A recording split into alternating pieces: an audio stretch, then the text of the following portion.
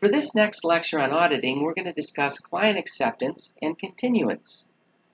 So client acceptance and continuance decisions are very important for the firm because a quality audit begins with this acceptance and continuance decision. And the difference between the two is obviously a new client comes to you, you put in a proposal, you're probably bidding against other firms out there, you win it, that's a new client for you.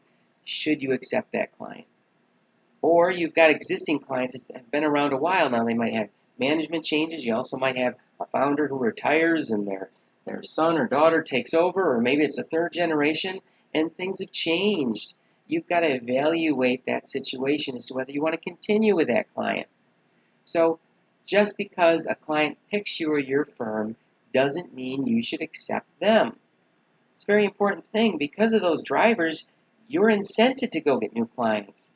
But if you're not bringing quality clients to your firm, that's another problem that the firm could undertake, both in either not getting fees paid for, or maybe the reputation of the firm because of the audit quality will get out there and you'll start to lose clients. So that's why it's important. So you need to evaluate the risk associated with accepting the client. Similarly, if a current client is exhibiting behaviors or has elevated risks that concern you, each year you need to evaluate whether you want to continue working with that client. You may decide to discontinue working with a client. Now, the client doesn't have to accept you either. Maybe they want a lower price. Maybe they're going through bankruptcy and they can't even do an audit, or they're not even going to be around. There still will probably be work to do, but that might be up to the court. There might be mergers, they might be going away. And they could just be dissatisfied with your work. Hopefully that's not the case. But when you do accept a new client, make sure you get permission to communicate with the prior or predecessor auditor. Because not only can you gain access to the prior work papers that will assist you on the audit, but you can gain information about the integrity of the management. And that will be helpful in making the decisions or helping you out as you go through your current year audit. So let's discuss the risks that you should be concerned about when you're accepting or continuing with a client. First off is the client entity characteristics. How are they managing their history? How is management doing?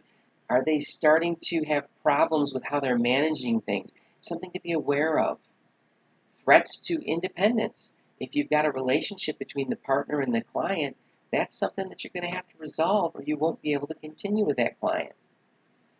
Third-party due diligence factors. Why are they switching auditors? We just talked about you could go talk to the old auditor and get some work papers and find out the integrity. Maybe there's disagreements with management. Maybe they just aren't paying their previous audit fees. This is something that's going to be important for you to know as to whether you want to work with this client. There's quantitative risk factors, which the client might have significant financial stress, which will put stress on the sum of their decisions that they make, which could put stress on management to make decisions that they shouldn't. So you need to be aware of those things. Qualitative risk factors, maybe they just have a poor business model that as you look at it, you don't know how it's going to be successful, and so that could put stresses on the business.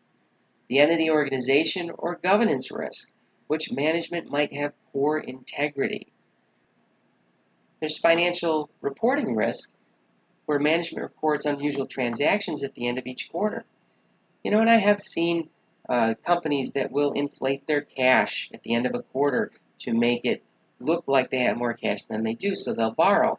Well, if they borrow from short-term liabilities, that's not as big a deal to the current ratio. But if they wind up borrowing from maybe a long-term credit line that's booked as long-term, all of a sudden they're increasing cash, but their current liabilities are not getting increased. So it makes the current ratio look better than it actually is. So that's an unusual transaction that you might identify at the end of a quarter that could be a red flag related to risks or concerns. So all these factors will go into account when you're deciding whether you're going to accept or continue with a client. So I hope that's been helpful.